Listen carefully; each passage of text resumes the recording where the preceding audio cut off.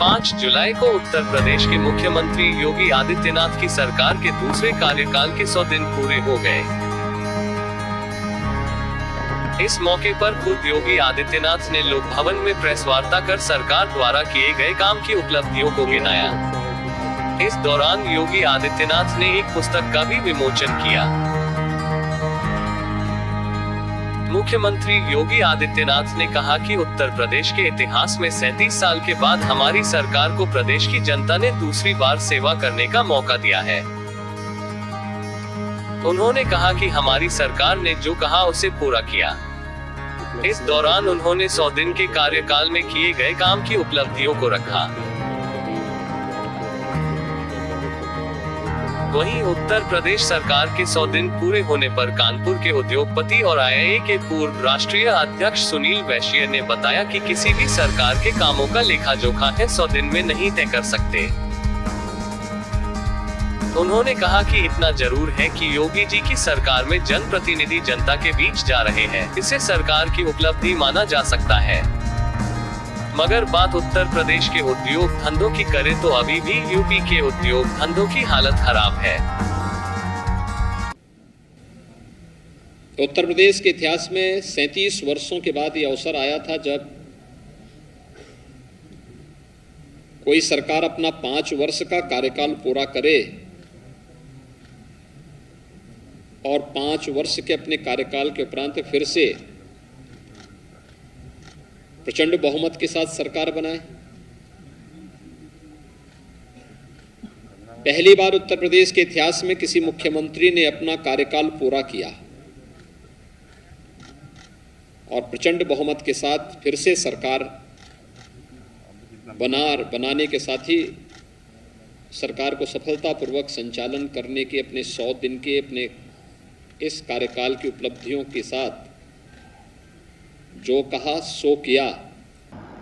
देखिए, सरकार जो है दूसरा टर्म्स उत्तर प्रदेश में किसी सरकार ने रिपीट किया है और सरकार ने जो 100 दिन का अपना एक प्लान बनाया है, सारे मंत्रालय ने उसको इम्प्लीमेंट भी किया है, लेकिन 100 दिन आकलन करने के लिए पर्याप्त नहीं होते कि सरकार की परफॉर्मेंस को। पर हाँ, ये बात ज़रूर है कि मंत्रालय और सारे मंत्री जितने अधिकारी हैं इस 100 दिनों में काफ़ी मुस्तैद नज़र आए, जनता से संवाद काफ़ी किया, जनता के सारे सजेशंस दिए, जनता की दिक्कतें समझी।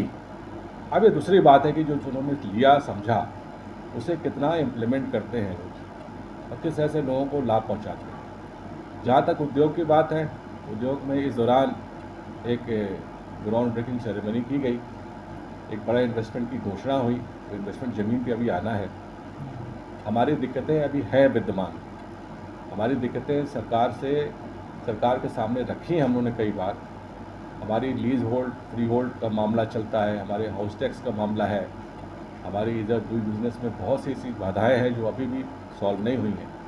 और इस सरकार से विशेष रूप से पिछले 5 साल और आने वाले इस 100 दिनों भी हम संपर्क में रहे हैं, लेकिन अभी मुझे से बहुत ज़्यादा उत्साहजनक प्रगति नहीं दिखाई देती। सरकार अभी हमारी उन मांगों पर बात तो करती है सकारात्मक, लेकिन अभी कोई नतीजे नहीं आए सामने।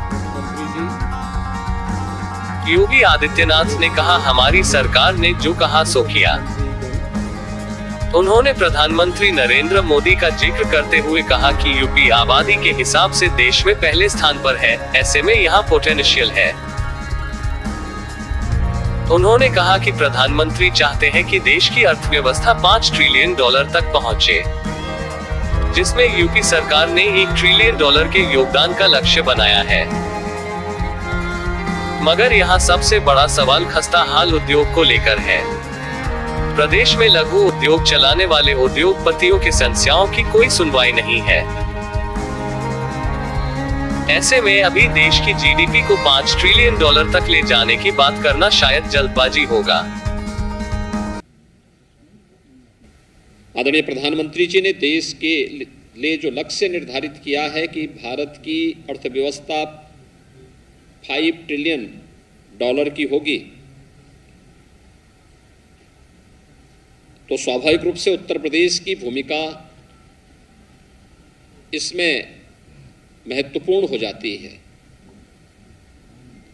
और उत्तर प्रदेश ने आते ही हमारे मंत्रिमंडल ने सबसे पहला कार्य वे 10 सेक्टर चुने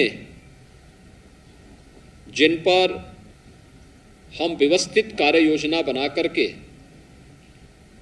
उत्तर प्रदेश की अर्थव्यवस्था के उस प्रेजेंटेशन को $1 ट्रिलियन तक पहुंचाने की इस कार्य योजना को हम आगे बढ़ा सकें। इंडस्ट्री चाहे उत्तर प्रदेश की हो चाहे भारत में किसी भी हिस्से की हो, तो चाहती है हमारे ऊपर में सरकारी नियंत्रण कम से कम हो और हम बिना किसी बाधा के काम कर सकें। उसको वो इकोसिस्टम चाहिए जिसमें उद्योग पनप सकें।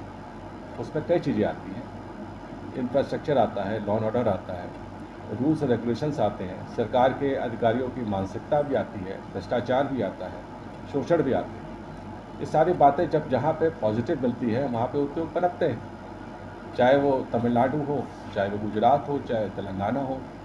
ये राज्य इसलिए फॉरवर्ड है कि यहाँ पे माहौल मिलता है। उत्तर प्रदेश में भी गुणात्मक रूप से सुधार तो हुआ, इसमें कोई शक नहीं है, लेकिन मैं आपको सच बताऊं कि नीचे स्तर पर भ्रष्टाचार पूरी तरह से चरम पर है। आपको बिजली कनेक्शन चाहिए, आपको प्लॉट चाहिए, आपको कोई एनओसी चाहिए, आज भी बिना चढ़ावा चढ़ाए काम नहीं होता है। ये बात हम बताना भी चाहेंगे माननीय मुख्यमंत्री जी को। आपकी तरफ से तो बहुत स्वच्छता है, आपके ऊपर की तरफ से, लेकिन इस स्वच्छता का अभी संचार हुआ नहीं। मुख्यमंत्री ने कहा कि यूपी में 3 जून को हुए ग्राउंड ब्रेकिंग सेरेमनी भी उनकी सरकार की 100 दिन के कार्यकाल की सबसे बड़ी उपलब्धियों में से एक है। उस दौरान योगी जी ने कहा था कि प्रदेश में अब इंडस्ट्री लगाना बहुत आसान है, क्योंकि यूपी में सिंगल विंडो सिस्टम के तहत सारे का हो रहे हैं।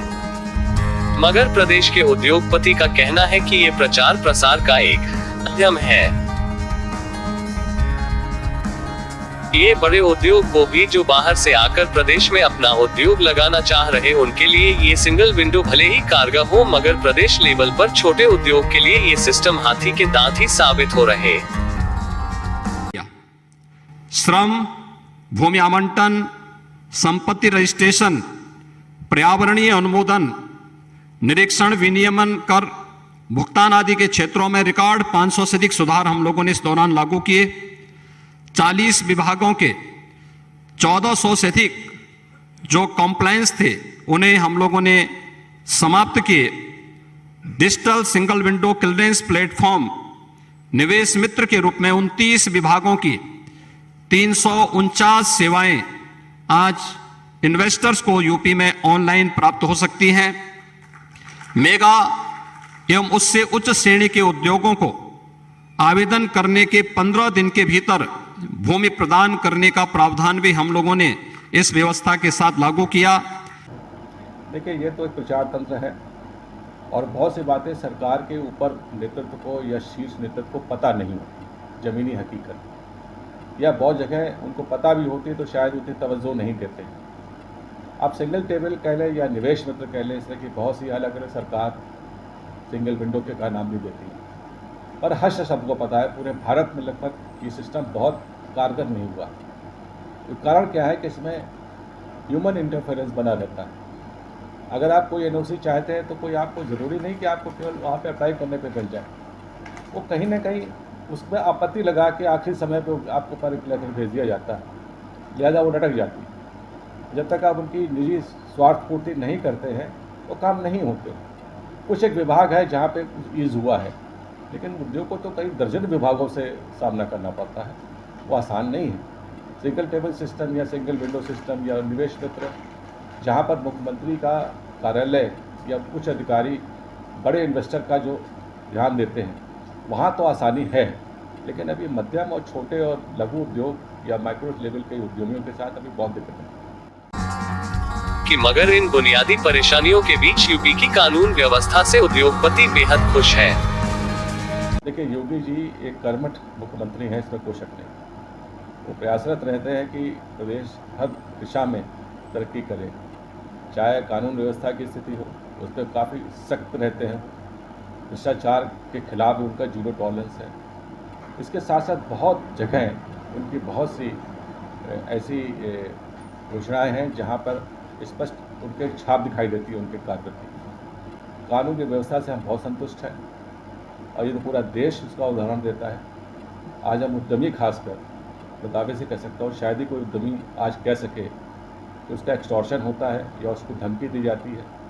हमारी प्रॉपर्टी सेफ़ है, हमारा मूवमेंट सेफ़ है।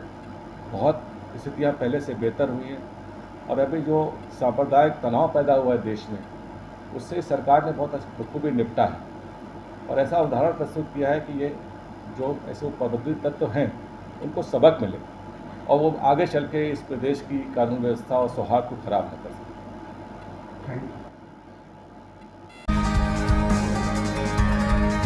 बहरहाल मुख्यमंत्री योगी आदित्यनाथ के दूसरे शासनकाल के 100 दिन में किए गए कार्य की भले ही कई उपलब्धियां हो, मगर कहते हैं किसी भी प्रदेश के विकास की रफ्तार तभी तेज होती है जब वहां के मझोले और लघु उद्योग पर ध्यान दिया जाता है।